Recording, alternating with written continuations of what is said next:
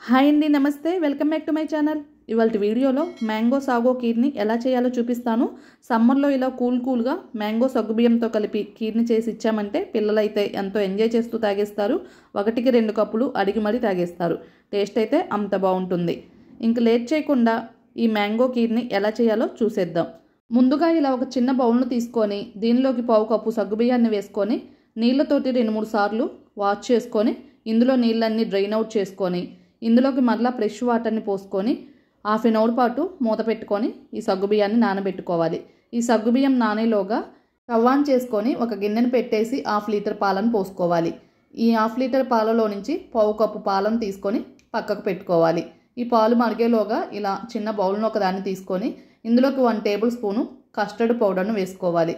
మనం 1/2 కప్పు పాలను పక్కన పెట్టుకున్నాం కదా, ఆ పాలను ఈ కస్టర్డ్ పౌడర్లోకి వేసుకొని లంప్స్ ఏమీ లేకుండా ఇలా బాగా కలుపుకొని పక్కన పెట్టుకోవాలి. పాలు ఇక్కడ ఇలా ఒక పొంగు వచ్చిన తర్వాత ఈ పాల గిన్నెను తీసుకొని పక్కకు పెట్టుకోవాలి. ఇప్పుడు వేరొక కడాయిని తీసుకొని స్టవ్ పైన పెట్టుకొని ఇందులోకి 2 కప్పులు నీళ్ళను పోసుకొని ఫ్లేమ్ని మీడియంలో ఉంచుకొని నీళ్ళను రోలింగ్ బాయిలింగ్ అవనివ్వాలి.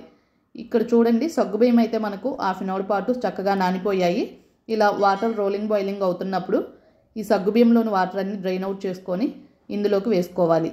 ఫ్లేమ్ని లోలోనే పెట్టుకొని ఈ సగ్గుబియ్యాన్ని బాగా ఉడికించుకోవాలి. సగ్గుబియ్యం అడుగంటకుండా ఇలా కలుపుకుంటూ ఉండాలి.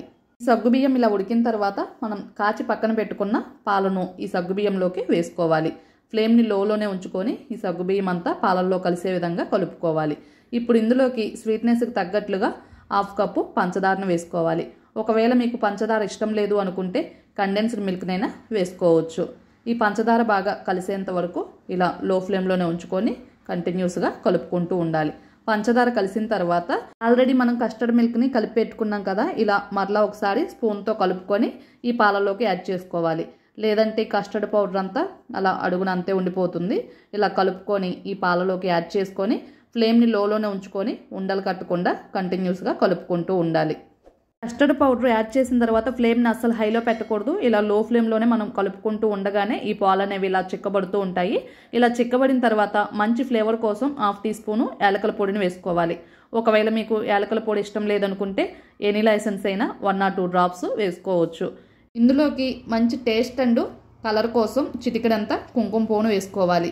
ఇది పూర్తిగా ఆప్షనల్ అండి, మీకు ఇష్టం ఉంటే వేసుకోవచ్చు, లేదంటే స్కిప్ చేయవచ్చు. ఇలా చిక్కబడిన తర్వాత స్టవ్ ఆపేసి ఈ ప్యాన్ను పక్కకు దించుకోవాలి. ఇది ఆరిపోయిన తర్వాత మరి కాస్త చిక్కబడుతుంది.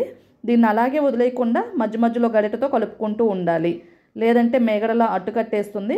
అందుకని ఇలా కలుపుకోవాలి. ఇది చల్లారిన తర్వాత 1/2 అవర్ పాటు ఫ్రిడ్జ్లో పెట్టుకొని తీసుకోవాలి.